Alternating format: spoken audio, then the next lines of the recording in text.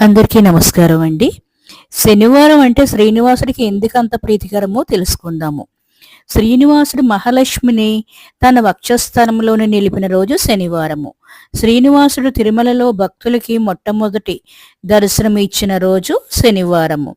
ఆనంద నిలయం నిర్మించమని తొండమాన్ చక్రవర్తికి చెప్పిన రోజు శనివారము.